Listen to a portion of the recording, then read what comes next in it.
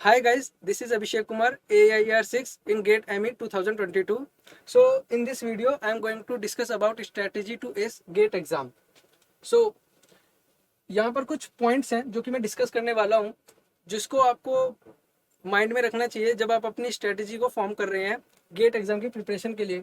क्योंकि मेरा ये मानना है कि स्ट्रेटेजी हमें ऐसी बनानी चाहिए जो कि हम लॉन्ग रन पे फॉलो कर सके, ना कि किसी और की बनाई हुई स्ट्रेटेजी जिसे कि हम फॉलो ना कर सके और कल को हमारी जो प्रिपरेशन है वो खराब हो जाए।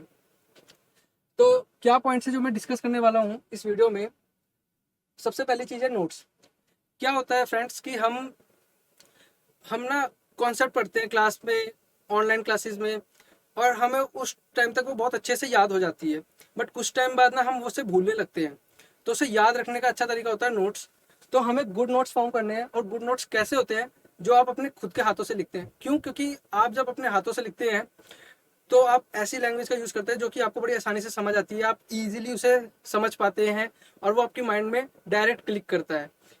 तो इसलिए मेरा सजेशन सबसे पहला यही है कि जो आप नोट्स बना रहे हैं वो आपके खुद के हैंड रिटन होने चाहिए, first of all. And second thing is short notes. Short notes is very much important. क्या होता है कि प्रिपरेशन मतलब एग्जाम जैसे जैसे करीब आता है तो आप पे इतना टाइम नहीं होगा कि आप अपने फुल लेंथ नोट्स को रिवाइज कर सके, क्योंकि ये इतने ज़्यादा होंगे और आपके पास एक सब्जेक्ट नहीं है, आपके पास है बहुत सारे सब्जेक्ट्स। तो वहाँ पे आपको जो जल्दी से रिवाइज करना है उसमें हेल्प करेगा आपके शॉर्ट नोट्स। और शॉर्ट नोट्स आपको आपके नोट्स के साथ प्रिपेयर करने हैं। यहाँ पे आप अपने की पॉइंट्स लिखेंगे। ऐसा ना हो कि आप नोट्स पहले बना ले और शॉर्ट नोट्स को बाद में डिले करते रहे, बाद में बनाए। उससे क्या होगा कि जो आपके की पॉइंट्स होंगे ना, आप वो भूल जाएंगे लिखना अपने शॉर्ट नोट्स में। Second thing is consistent revision. ये बहुत ज़रूरी है। क्या होता है कि हमने एक सब्जेक्ट पढ़ा, बहुत अच्छे से पढ़ा, हमको 100% आ गया, बट जैसे हम सेकंड सब्जेक्ट की तरफ मूव करते हैं ना, तो कुछ टाइम में ना जो फर्स्ट सब्जेक्ट है ना हमारा, हम उसे धीरे धीरे भूलना स्टार्ट कर देते हैं। एक टाइम था जब वो हमारे माइंड में 100% था, अब धीरे धीरे वो 80 हो गया, अब 70 हो गया। आपको ये भूल नहीं करनी कि आप उसको जीरो तक पहुंचने दें और आप उसको स्टार्टिंग से स्टार्ट करें दोबारा से पढ़ना। ये बहुत टाइम कंज्यूमिंग हो जाएगा, आपकी प्रिपरेशन को नेगेटिवली इम्पैक्ट करेगा। तो आपको क्या करना है, आपको हर अपने अकॉर्डिंग 1 वीक या 2 वीक, आपका माइंड जितने दिनों तक याद रख पाता है उसे अच्छे से, उतने टाइम के बाद उसको दोबारा से रिवाइज करना है, सो दैट कि जब आप न्यू सब्जेक्ट को स्टार्ट करें तो आपके प्रीवियस सब्जेक्ट आपके माइंड में रिटेन रहे, आप उसको भूलें नहीं। Third thing is previous year question paper. ये लगाना बहुत ही इंपॉर्टेंट है। क्यों? क्योंकि इससे आपको पता चलता है कि आखिर पेपर का पैटर्न कैसा है, पेपर में क्वेश्चन के लेवल कैसे हैं। क्या होता है कि हम लेंदी क्वेश्चन लगाने लग जाते हैं, ऊट पटांग क्वेश्चन लगाने लग जाते हैं, मतलब जो सब्जेक्ट के हैं, बट पेपर में पूछने का तरीका क्या है वही नहीं हमें पता। तो प्रीवियस ईयर लगाना बहुत जरूरी है। इसमें काफी बार कुछ ट्रिकी क्वेश्चन होते हैं, वो हमें ऐसे नहीं पता चलेंगे जब तक हम उनको खुद से डील नहीं करते, फेस नहीं करते। तो previous year question is very much important. Fourth thing is test series. It is one of the most important thing in your preparation. मेरी गलती भी यहीं पर हुई थी कि जब मैंने अपने पहले दूसरे अटेम्प्ट में टेस्ट सीरीज की कमी कर दी थी। टेस्ट सीरीज की कमी बहुत बेकार चीज़ है। क्यों? क्योंकि इससे आपके ना बहुत सारी चीज़ों में नेगेटिव इम्पैक्ट पड़ता है। फर्स्ट थिंग, टेस्ट सीरीज जब आप लगाते हैं ना, तो इससे आपको पता चलता है कि आपकी लर्निंग कितनी अच्छी हो रखी है। तो इसलिए जब आप नोट्स बनाते हैं, मतलब आप जब कोई टॉपिक पढ़ते हैं, तो टॉपिक के एंड में आपको एक टॉपिक वाइज टेस्ट देना है। इससे आपकी हेल्प होगी कि आपको पता चलेगा कि वो टॉपिक आपको कितने अच्छे से आ गया है। और ये चीज़ इसमें हेल्प करेगी कि आपको टॉपिक जब आप ख़त्म करेंगे ना, तो आप उसको 100%ली कंप्लीट करेंगे। और सेकंड थिंग इज कि जब आप मतलब क्वेश्चन करते हैं ना, प्रैक्टिस करते हैं, क्वेश्चन लगाते हैं, तब उस टाइम आप फ्री माइंड से लगाते हैं। आपके सर पे एक टाइम कंस्ट्रेंट नहीं होता। जब टाइम कंस्ट्रेंट नहीं होता, हम क्वेश्चन को 5 मिनट में, 10 मिनट में करते हैं। और जब हम रियल में जब एग्जाम देते हैं, तब ना 3 मिनट का टाइम होता है हमको पर क्वेश्चन। तो क्या होता है ना, हम इतने ज़्यादा वरी हो जाते हैं, उस टाइम पे लोड आ जाता है इतना माइंड में कि हम उसको सही से सॉल्व ही नहीं कर पाते, आंसर गलत आ जाता है। तो इसलिए ना टेस्ट सीरीज से ना आपको रियल टाइम का एग्जाम का पता चलता है कि वहाँ पे कैसा लोड आने वाला है टाइम की वजह से। तो इससे आपको पता चलेगा कि आप जो 65 क्वेश्चन करने वाले हैं वो आप टाइम में कर पा रहे हैं। और second thing is test series से आपको कॉन्सेप्ट के साथ ना आपकी अदर मिस्टेक्स पता चलती हैं कि आप क्या सिली मिस्टेक कमिट करते हैं एग्जाम में। काफ़ी बार क्या होता है ना, बच्चों के हाथ उनके माइंड से सिंक्रोनाइज नहीं करते हैं। मेरे साथ भी ये प्रॉब्लम थी पहले। तो क्या होता था, वैल्यू गलत पुट कर देते हैं, कभी कभार हम क्वेश्चन को आधा रीड करते हैं या सही से रीड नहीं करते हैं, तो क्वेश्चन पूछता कुछ है, हम निकाल कर कुछ और वैल्यू रख कर आ जाते हैं। तो ऐसी सारी जो सिली मिस्टेक्स है ना, इससे आपके नेगेटिव मार्किंग होती है, और नेगेटिव मार्किंग का गेट में ना ऐसा असर है कि आपकी रैंक ड्रास्टिकली इंक्रीज कर देता है वो। तो आपकी रैंक ना यहाँ आप 1 डिजिट 2 डिजिट में अज्यूम करते हैं और आती 3-4 डिजिट के ऊपर है। तो इसलिए ना टेस्ट सीरीज लगाना बहुत ही इंपॉर्टेंट है आपकी प्रिपरेशन की जर्नी में।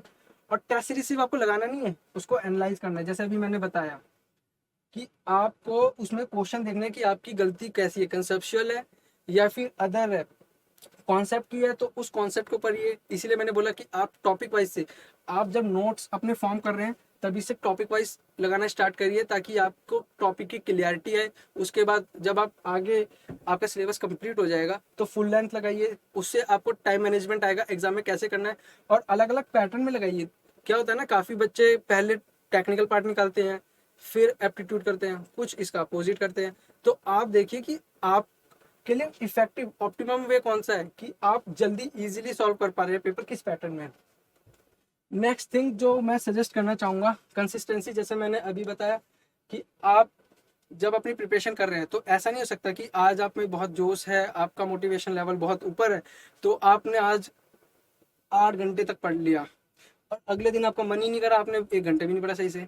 तो ऐसे नहीं होना चाहिए कि अप डाउन प्रिपरेशन के दौरान। आपको एक स्टडी फ्लो मेंटेन करना है, टाइमली मैनेज करना है, सो दैट कि आपको ना नेक्स्ट सब्जेक्ट, जब जैसे क्या होता है ना कि आपने आज तो इतना ज़्यादा पढ़ लिया, कल को पढ़ा नहीं, फिर आप वरी हो जाते हैं कि यार मैंने ये सब्जेक्ट नहीं पढ़ा, ये चीज़ छूट रही है, तो ना आप ये पढ़ते हैं ना वो पढ़ते। तो एक आपको स्टडी फ्लो मेंटेन करके रखनी है अपनी प्रिपरेशन में, सो दैट कि आप वरी ना करने लगे, आपको टेंशन कम से कम रहे। Second thing is never give up. क्या होता है ना, हमारी लाइफ में बहुत सारे अप डाउन्स आते हैं। मेरे में ये मेरा थर्ड अटैम्प्ट था, तो बीच बीच में ना क्या होता है ना, लोग फर्स्ट अटैम्प्ट का सेकंड अटैम्प्ट देने में तो बहुत आसानी होती है, लोग दे देते हैं आराम से।